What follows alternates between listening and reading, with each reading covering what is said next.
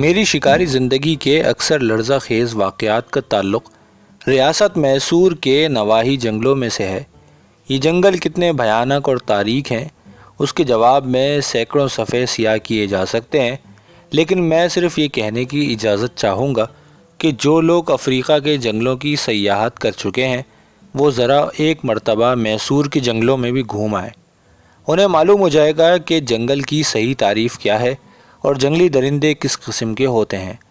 ضلع کھادر میں بیرور کے ریلوے اسٹیشن سے نزدیک ہی اس لائن کے ساتھ ساتھ جو شموگا کی جانب جاتی ہے، مغرب کی طرف ایک پہاڑی واقع ہے۔ یہ ہوگر خان کے نام سے مشہور ہے۔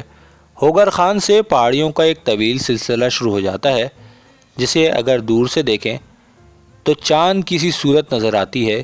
مقامی باشندے اسی صورت کی وجہ سے ان پہاڑیوں کو بابا بدان کہتے ہیں، جس کا مطلب ہے چاند کی پہاڑیاں۔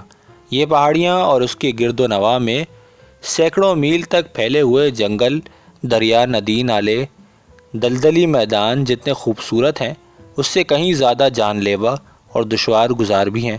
چاندنی پہاڑوں کے بالکل درمیان انگوٹھی میں جڑے ہوئے حسین نگینے کی طرح جاگر وادی نظر آتی ہے۔ یہ وادی انتہائی موذی جنگلی بھینسوں اور سانبھروں کا مسکن ہونے کے علاوہ حد درجہ خطرناک دلدلی قطعوں سے پر ہے، جن میں طرح طرح کے حشرات الارض کے علاوہ حد درجہ خطرناک اور لاکھوں کی تعداد میں جونکیں پرورش پاتی ہیں کہ ان دلدلی قطعوں میں کوئی بڑا آدمی یا جانور پھنس جائے تو اس کا زندہ بچنا محال ہے، کیونکہ ہزارہا جونکیں آنن فانن بدن سے چمٹ کر لہو پی جاتی ہیں اور ہڈیوں کا پنجر ہی باقی رہتا ہے۔ تھوڑی دیر بعد دلدل نکل لیتی ہے۔ جاگر وادی کے اس جنگل میں ایک سال کے اندر 100 انچ سے زیادہ بارش ہو جاتی ہے، اور اسی لیے یہ جنگل اتنا گھنا اور ڈراؤنا، دشوار گزار اور تاریک ہے کہ خدا کی پناہ۔ دوپہر کے وقت جاگر وادی کے نیلے آسمان پر سورج چمکتا ہے اور پہاڑیوں کی چوٹیاں جگمگاتی ہیں۔ جنگل کے اندر تاریکی ہی تاریکی نظر آتی ہے، اور مینڈکوں اور جھینگروں کی آواز اور مہلک سانپوں کی پھنکاروں سے فضا گونجتی رہتی ہے۔ یہ شور کسی لمحے نہیں رکتا، دم بدم بڑھتا جاتا ہے، اور سورج غروب ہونے کے بعد تو اس قدر تیز ہو جاتا ہے کہ انسانی کان اسے آسانی سے برداشت بھی نہیں کر سکتے۔ ہوگر خان چاند کی پہاڑیوں کے طویل سلسلے کے مشرقی جانب واقع ہے، اور اس کے دامن میں پھیلا ہوا جنگل جاگر وادی کی طرح گھنا، بھیانک اور خوفناک نہیں، بلکہ کسی قدر کھلا اور خوبصورت ہے، جہاں سورج کی کرنوں کو درخت کی شاخوں اور ٹہنیوں میں راہ بنانے کا موقع مل جاتا ہے، اور چونکہ سال کے 3 مہینوں میں یہاں بھی مسلسل بارشیں ہوتی ہیں، اس لیے بے شمار ندی، نالے اور برسات کے موسم میں بڑے بڑے دریا بھی نمودار ہو جاتے ہیں، جن پر کوئی پل نہیں ہوتا۔ ہوگر خان کے قدموں میں ایک چھوٹا سا گاؤں آباد ہے، جس کا نام ہوگرالی ہے۔ صاف پتہ چلتا ہے کہ گاؤں کا یہ نام پہاڑیوں کے نام سے ہی نکالا ہے۔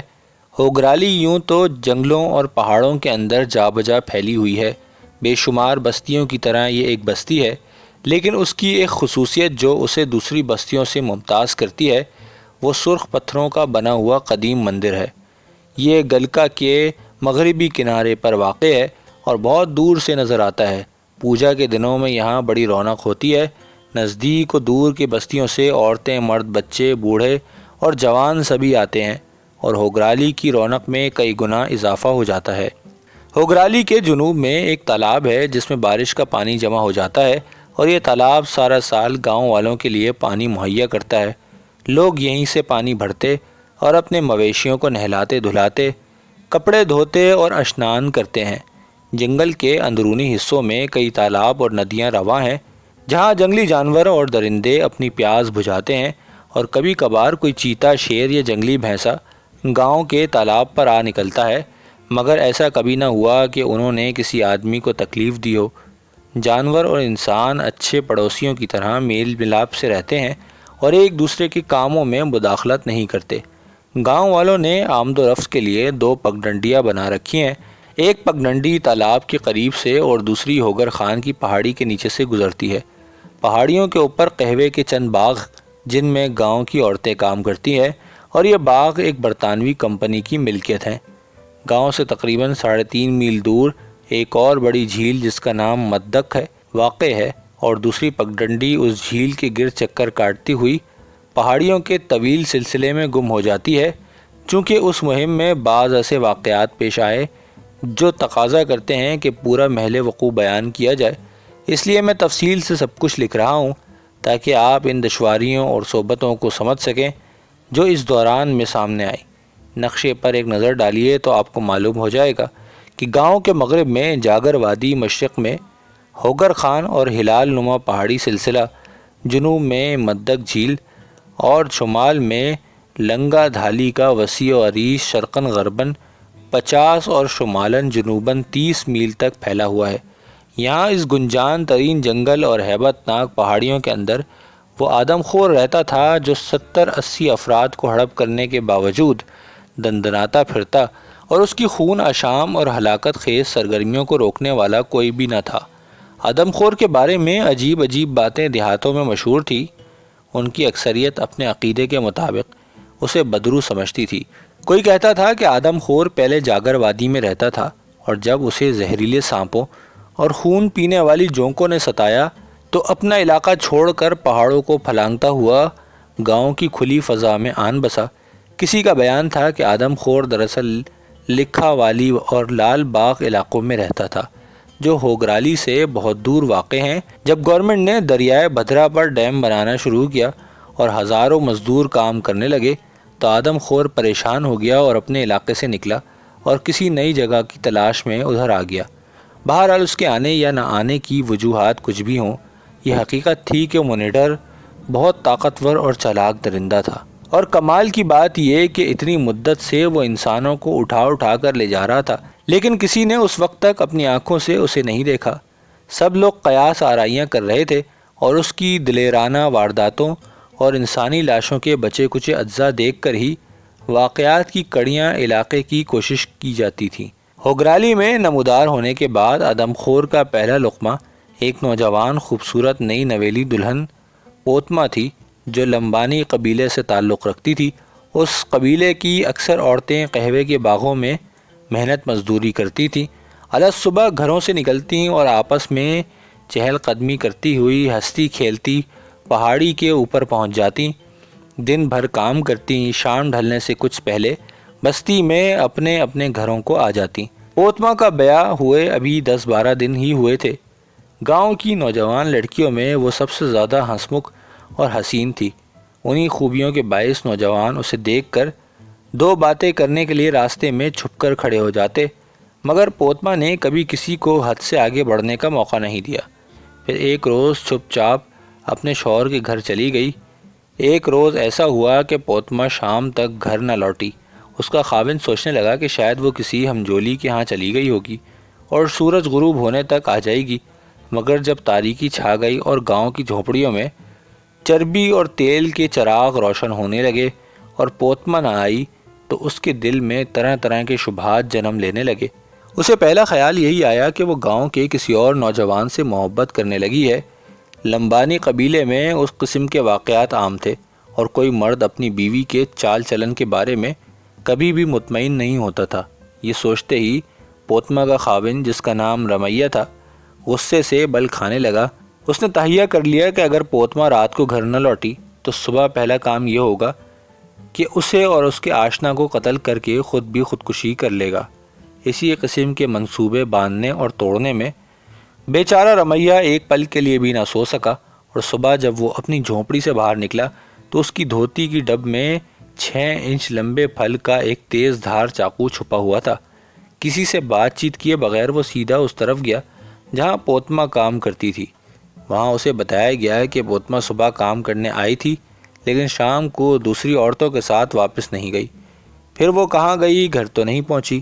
رمیا نے دانت پیس کر قہوے کے باغوں کی نگرانی کرنے والے بڈھے چوکیدار سے پوچھا۔ چوکیدار حیرت سے اس کی طرف دیکھنے لگا، پھر بولا، بھائی مجھے کیا خبر کہاں گئی؟ تمہاری بیوی ہے، تم جانو۔ اس نے اس لہجے میں جواب دیا جیسے وہ بخوبی جانتا ہے کہ پوتما کہاں گئی ہوگی۔ رمیا کے تن بدن میں آگ لگ گئی اور وہ اسے گالیاں دینے لگا۔ اتنے میں کام کرنے والی چند لڑکیاں وہاں آ گئیں اور انہوں نے سن لیا کہ کیا معاملہ ہے۔ سب حیرت اور خوف کی ملی جلی نظروں سے رمیا کو دیکھنے لگیں۔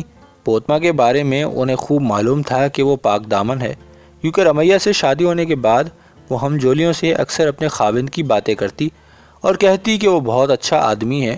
ان میں ایک لڑکی ایسی تھی جو پوتما کی پکی سہیلی تھی۔ رمیہ اسے ایک طرف لے گیا اور سچ سچ بتانے پر مجبور کیا۔ رمیہ بھائی، میں کچھ نہیں جانتی کہ پوتما کہاں گئی ہے۔ وہ کل دوپہر تک ہمارے ساتھ تھی، اس کے بعد نہ معلوم کہاں چلی گئی۔ مجھے وہ جگہ دکھاؤ جہاں کل تم لوگ کام کر رہی تھی، رمیہ نے کہا۔ لڑکی اسے باغ کے مغربی ڈھلوان پر لے گئی اور یہاں پہنچتے ہی سارا معاملہ حل ہو گیا۔ انہوں نے دیکھا کہ پوتما کی ٹوکری ایک جگہ پڑی ہے۔ کچھ فاصلے پر خشک پتوں اور شاخوں کے ڈھیر میں ایسے نشانات نظر آئے جن سے پتہ چلتا تھا کہ پوتما کچھ دیر کے لیے اس جگہ لیٹی رہی ہے، کیونکہ اس کے لمبے لمبے بالوں کا ایک نچا ہوا گچھا وہاں پڑا تھا۔ اور پھر چند قدم آگے پوتما کی ساڑی کی چند دھجیاں دکھائی دیں، ان پر خون کے بڑے بڑے دھبے تھے۔ رمیہ کا دل ڈوبنے لگا، لیکن اس نے ضبط کیا اور آگے بڑھتا گیا۔ تقریباً آدھے فرلانگ دور اسے پوتما نظر آئی، مگر کس حال میں؟ اس کی کھوپڑی ایک طرف پڑی تھی اور آدھا دھڑ، ایک ٹانگ اور دونوں بازو غائب تھے۔ اس مقام پر ایک چھوٹا سا نالا بنا ہوا تھا جس کے ذریعے باغ میں پانی پہنچایا جاتا تھا، اور نالے کے دونوں طرف اونچی اونچی خاردار جھاڑیاں کھڑی تھیں۔ تو اس کے نرم ریتیلے کنارے پر شیر کے پنجوں کے نشان دکھائی دیے۔ ان کے علاوہ کہیں کہیں 2-3 لگڑ بھگوں کے نشان بھی موجود تھے، جن سے ظاہر ہوتا تھا کہ شیر جب اپنا پیٹ بھر چکا تو لگڑ بھگے وہاں آئے اور انہوں نے بھی ضیافت اڑائی۔ اس حادثے کی خبر آگ کی طرح گاؤں میں پھیل گئی۔ ہر شخص حیران اور فکر مند تھا کہ یہ کیا ہوا۔ ہوگرالی کے علاقے میں یہ پہلا حادثہ تھا کہ شیر نے اس طرح اچانک نمودار ہو کر ایک معصوم لڑکی کو کھا لیا۔ لوگوں نے لاٹھیاں، برچیاں، کلہاڑیاں اور نیزے وغیرہ سنبھالے اور شیر کی تلاش میں نکلے، لیکن اس کا کوئی سراغ نہ ملا۔ کئی دن تک سنسنی پھیلی رہی اور گاؤں کی لڑکیاں چپکے چپکے پوتما کی یاد میں روتی رہیں، اور رمیہ پاگلوں کی طرح جنگلوں اور گھاٹیوں میں مارا مارا پھرتا رہا۔ اپنی نوجوان اور حسین بیوی کی مفارقت نے اسے بے حال کر دیا تھا۔ 2 ہفتے گزر گئے، لوگ آہستہ آہستہ اس حادثے کو بھولنے لگے۔ اچانک پھر ایک لمبانی لڑکی غائب ہو گئی۔ اس مرتبہ انہوں نے اس کی لاش کے بچے کچے اجزاء مدک ندی کے کنارے پڑے پائے۔ شیر نے کھوپڑی، ہاتھوں اور پیروں کے سوا جسم کا سارا گوشت کھا لیا تھا۔ اس حادثے کے بعد سے تو وارداتوں کا جیسے تانتا بند گیا، اور آدم خور ایک ایک کر کے نادیدہ بلا کی مانند گاؤں والوں پر مسلط ہو گیا۔ کبھی ندی پر، کبھی تالاب پر، کبھی جنگل میں، کبھی پہاڑی پر اور کبھی مندر کے پچھواڑے۔ کوئی نہ کوئی عورت، آدمی یا بچہ اس کی خونی جبڑوں کا شکار ہوتا رہا۔ 50 میل لمبے چوڑے رقبے میں آدم خور کا راج تھا۔ قہوے کے باغ میں کام کرنے والی عورتیں ادھر کا راستہ چھوڑ چکی تھیں۔ مویشیوں کو جنگل میں چرانے کے لیے جانے والے لڑکے ڈر کے مارے ادھر نہ جاتے، لیکن مصیبت یہ تھی کہ پانی بہرحال تالاب سے لانا پڑتا تھا، اس لیے اکیلا دکیلا کوئی نہ جاتا، بلکہ گروہوں کی شکل میں گاؤں کے مرد تالاب پر جاتے اور مویشیوں کو پانی پلانے کے بعد اپنی ضرورت کے مطابق برتن بھانڈوں میں بھر کر لے آتے۔ شام ہوتے ہی گاؤں بھر میں ہیبت ناک سناٹا چھا جاتا اور کوئی شخص اپنی جھوپڑی سے باہر نکلنے کا حوصلہ نہ کرتا۔ رفتہ رفتہ آدم خور کی یہ سرگرمیاں مان پڑنے لگیں اور وارداتیں کم ہو گئیں۔ پھر ایسا وقت آیا کہ مہینہ گزر گیا اور کوئی حادثہ پیش نہ آیا۔ گاؤں والے جنگل میں آنے جانے اور چلنے پھرنے لگے۔ عورتوں نے ایک بار پھر باغوں میں کام کرنا شروع کر دیا۔ لوگوں کا خیال تھا کہ آدم خور جاگر وادی میں چلا گیا ہے، ممکن ہے اس کی شیرنی وہاں رہتی ہو اور شیر یہاں تنہا رہتے رہتے اکتا گیا ہو۔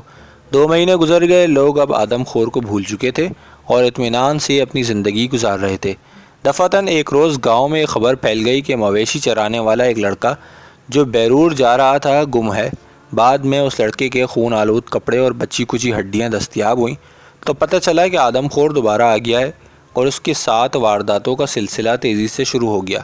نتیجہ یہ کہ گاؤں کی زندگی پھر خوف کا شکار ہو کر معطل ہو گئی۔ انہی دنوں ایک جرمن شخص ہندوستان کی جنگلوں میں ایک عجیب مہم پر نکلا ہوا تھا۔ اس شخص کا پیشہ جنگلی درندوں اور مختلف حشرات الارض کو پکڑنا تھا۔ وہ ان جانوروں کو یورپ کے چڑیا گھر کے لیے بڑی قیمتوں پر فروخت کر دیتا تھا۔ شیر، چیتے، ریچھ، اژدہے، کوبرا سانپ اور بچھو اور پانی کے بہت سے جانور، جن میں مگرمچھ بھی شامل تھے، پکڑنے کے لیے وہ اکثر بہت سے مقامی شکاریوں کی خدمات حاصل کرتا۔ میرے لڑکے ڈونلڈ سے اس کی ملاقات ہوئی تو اس نے ڈونلڈ سے کہا کہ مگرمچھ کے چند بچے مہیا کیے جائیں تو خاصی بڑی رقم مل سکتی ہے۔ دریائے کاویری مگرمچھوں کا گھر تھا، اور یوں بھی اس علاقے کے دریاؤں میں مگرمچھوں کی کثرت تھی جس کے باعث لوگ خاصے پریشان تھے، چنانچہ حکومت ان کو مارنے والوں کی حوصلہ افزائی کرتی تھی۔ مگرمچھ کی کھال اچھی قیمت پر فروخت ہو جاتی تھی، اس لیے اکثر شکاری مگرمچھوں کی تلاش میں پھرتے رہتے تھے، لیکن ان کو بندوق یا رائفل سے ہلاک کرنا خاصا مشکل اور مہارت کا کام تھا۔ چنانچہ شکاریوں نے مگرمچھوں کو مارنے کا ایک آسان اور عمدہ طریقہ سوچا۔ وہ لوہے کے مڑے ہوئے کانٹے بنواتے اور ان کو لوہے کی ایک لمبی زنجیر میں پھنسا کر یہ زنجیر ایک لمبی بانس سے باندھ دیتے۔ کانٹوں کے اندر کسی مردہ جانور کی کھال یا گوشت کا بڑا سا ٹکڑا اٹکا کر اسے دریا میں ڈال دیتے اور بانس کچھ فاصلے پر یا تو زمین میں گاڑ دیتے یا کسی درخت سے باندھ دیا جاتا، اور مگرمچھ جو ہی گوشت کے لالچ میں جبڑا کھول کر اسے کھانے کی کوشش کرتا، کانٹا اس کے حلق میں پھنس جاتا۔ مگرمچھ بے چین ہو کر دریا کی تہہ میں اترنے کی کوشش کرتا، مگر زنجیر اسے زیادہ نیچے جانے کی اجازت نہ دیتی اور پھر سطح پر نمودار ہوتا۔ بار بار کی اس تگ و دو کے باعث مگرمچھ کا جبڑا اور حلق زخمی ہو کر خون کی بڑی مقدار نکل جاتی اور وہ بے دم ہو کر سطح پر تیرنے لگتا۔ 2-3 شکاری مل کر اسے کنارے پر گھسیٹ لیتے اور گولیاں مار مار کر ہلاک کر دیتے۔ دریائے کاوری کے کنارے ریت کے گھڑوں میں مادہ مگرمچھ انڈے دیتی ہے، اور جب ان انڈوں سے بچے نکلنے کا وقت آتا ہے تو ان گھڑوں میں سے بچوں کے بولنے اور حرکت کرنے کی آوازیں سنائی دیتی ہیں۔ ڈونلڈ کا خیال تھا کہ دریا کے کنارے گھوم پھر کر ایسے انڈوں کا سراغ لگانا چاہیے جن میں سے بچے نکلنے ہی والے ہوں۔ مدک سے 6 میل مغرب کی طرف ایک اور بڑی جھیل واقع تھی جسے آنکیری کہتے تھے۔ طے پایا کہ اس جھیل کے کناروں کا معائنہ کیا جائے۔ اس مقصد کے لیے ہم نے ایک لمبانی رہبر کو ساتھ لیا اور روانہ ہوئے۔ ہمارا یہ لمبانی رہبر انتہائی باتونی آدمی تھا اور گرد و نواح کے جنگل اور حالات سے بخوبی آگاہ تھا۔ اس نے راستے میں ایک آدم خور کا ذکر کر کے ہمارے شوق اور تجسس کی آگ بڑھا دی۔ معلوم ہوا کہ ہوگرالی کے علاقے میں اس آدم خور نے بڑا ادھم مچا رکھا ہے اور اب تک بہت سے آدمی ہڑپ کر چکا ہے۔ کیا اس نے اس جھیل کے کنارے بھی کسی کو مارا ہے؟ ڈونلڈ نے سوال کیا۔ جی نہیں، اس طرف کے لوگ ابھی تو محفوظ ہیں، لیکن بہت جلد ان کی باری بھی آنے والی ہے۔ آدم خور شیر ہے یا چیتا؟ میں نے پوچھا۔ لوگ کہتے ہیں کہ وہ شیر ہے، مگر حیرت ہے اسے کسی نے دیکھا نہیں۔ مختلف مقامات پر اس نے جتنے بھی افراد کو ہڑپ کیا ہے اور بعد میں جو لاشیں دیکھی گئی ہیں ان سے تو یہی پتہ چلتا ہے کہ یہ حرکت شیر کی ہے۔ آنکھیری جھیل کے کنارے گھومتے ہوئے ہم نے لمبانی رہبر سے آدم خور کی سرگرمیوں کی کئی واقعات سنے اور ان سے اندازہ لگایا کہ اگر یہ شخص سچ کہہ رہا ہے تو اس آدم خور سے 2 ہاتھ کر ہی لینے چاہیے۔ میں نے ڈونلڈ سے کہا، لعنت بھیجو مگرمچھ کے بچوں پر، انہیں تلاش کرنے کا کام کسی اور کے سپرد کر دیتے ہیں۔ مدت بعد ایک آدم خور کا ذکر سننے میں آیا ہے، کیوں نہ اس سے نمٹ لیا جائے؟ ڈونلڈ نے میری طرف مسکرا کر دیکھا اور بولا، جیسی آپ کی مرضی، مگر ہم نے اس جرمن شخص سے جو وعدہ کیا ہے وہ تو بہرحال پورا ہونا چاہیے۔ یہ بھی ٹھیک ہے، میں نے جواب دیا۔ تم دیکھتے ہو جھیل میں بڑے بڑے مگرمچھ موجود ہیں، مگر ان کے انڈے تلاش کر لینے کے لیے بڑا وقت اور محنت درکار ہے، جبکہ آدم خور کو ہم آسانی سے ڈھونڈ سکتے ہیں۔ ڈونلڈ بے اختیار ہنسنے لگا اور بولا، ڈیڈی آپ کا دل یہاں نہیں لگے گا، کیونکہ آدم خور آپ کے ذہن پر سوار ہو گیا ہے، اس لیے بہتر یہی ہے کہ مدک چلا جائے اور آدم خور کے بارے میں وہاں کے لوگوں سے تفصیلی معلومات حاصل کی جائیں۔ مگرمچھ کے بچے چند دن بعد پکڑ لیں گے۔ لمبانی یہ سن کر خوفزدہ نظر آنے لگا اور اس نے ہمیں اس ارادے سے باز رہنے کی کوشش کی، مگر ہمارا جواب یہی تھا کہ ہم اب مدک جائے بغیر نہیں مانیں گے۔ جناب، اگر راستے میں آدم خور مل گیا تو یہی تو ہم چاہتے ہیں۔ ڈونلڈ نے رائفل ہلاتے ہوئے کہا، چلو ہمیں شام سے پہلے وہاں پہنچنا چاہیے۔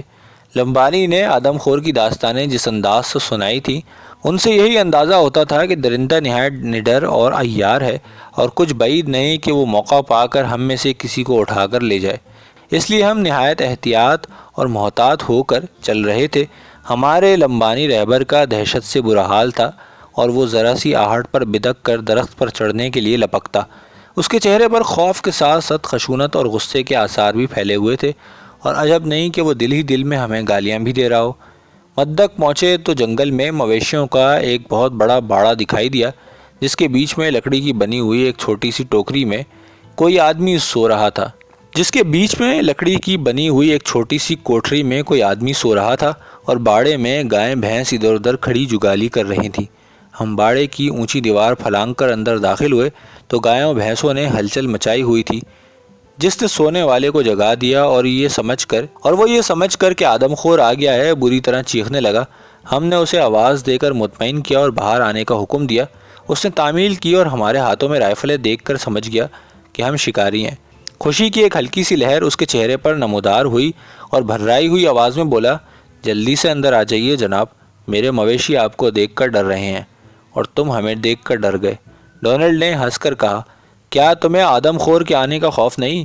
وہ کئی مرتبہ باڑے کے نزدیک آیا ہے جناب، ایک مرتبہ تو اندر بھی آن کودا، اور جب میرے جانوروں نے بھاگ دوڑ شروع کی تو وہ انہیں زخمی کر کے بھاگ گیا۔ وہ اب تک کتنے آدمیوں کو کھا چکا ہے؟ میں نے پوچھا۔ صحیح تعداد تو کسی کو معلوم نہیں، یہی کوئی 20-25 آدمی ہوں گے، ان میں کئی عورتیں تھیں اور کئی بچے۔ لوگوں نے آدم خور کو مارنے کا کوئی انتظام نہیں کیا جناب، مارے تو اس وقت کہ جب وہ دکھائی دے، وہ تو چھلاوا ہے چھلاوا، اسے آج تک کسی نے نہیں دیکھا۔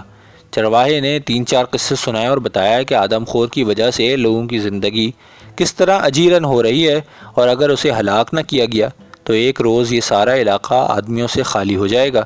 اچھا یہ بتاؤ کہ مدلی آج کل کہاں ہے؟ میں نے پوچھا۔ وہ چونک کر میری طرف دیکھنے لگا۔ آپ اسے جانتے ہیں؟ ہاں، وہ میرا پرانا دوست ہے اور میں نے اس سے ہوگرالی کے نزدیک 1 ایکڑ زمین بھی خریدی تھی۔ مدلی واقعی میرا پرانا دوست تھا اور کئی مہمات پر میرا ساتھ دے چکا تھا۔ وہ اپنے گاؤں کا پٹیل ہونے کے علاوہ جتنا محنتی اور ایماندار آدمی تھا، اتنا ہی توہم پرست اور ڈرپوک بھی تھا۔ گاؤں والے اس کی ہر بات مانتے تھے اور شادی غمی کے معاملات اس کی شرکت کے بغیر ممکن نہیں ہوتے تھے۔ میں بھی مدلی کا ملازم ہوں جناب، یہ گائے بھینس اسی کے ہیں۔ وہ اس وقت ہوگرالی میں اپنے مکان پر ملے گا، اگر وہاں جانا چاہیں تو صبح جائیے گا، میں بھی آپ کے ساتھ چلوں گا۔ رات ہم نے اسی جھونپڑی میں کاٹی۔ ڈونلڈ تو مزے سے سو گیا، لیکن اس باتونی چرواہے اور لمبانی شخص نے میری نیند حرام کر دی۔ چرواہے کا تعلق بھی اسی قبیلے سے تھا اور وہ دونوں گاؤں کی جوان لڑکیوں کے بارے میں نہ جانے کب تک بحث مباحثہ کرتے رہے۔ جب ہم ہوگرالی میں مدلی کے مکان پر پہنچے تو باہر سائبان تلے کھاٹ پر پڑا بے خبر سو رہا تھا۔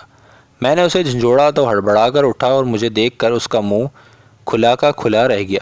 چند لمحے اس پر سکتے کسی کیفیت طاری رہی، پھر چلایا، آپ کب آئے؟ سامان کہاں ہے؟ میں تو خود آپ کی طرف جانے والا تھا۔ میں سب کچھ سن چکا ہوں اور اسی لیے آیا ہوں، میں اس کی بات کاٹتے ہوئے بولا۔ اب تم ہمارے لیے دوپہر کا کھانا تیار کراؤ اور 2-4 چرپائیاں باہر نکال دو، ہم باپ بیٹا ذرا آرام کریں گے۔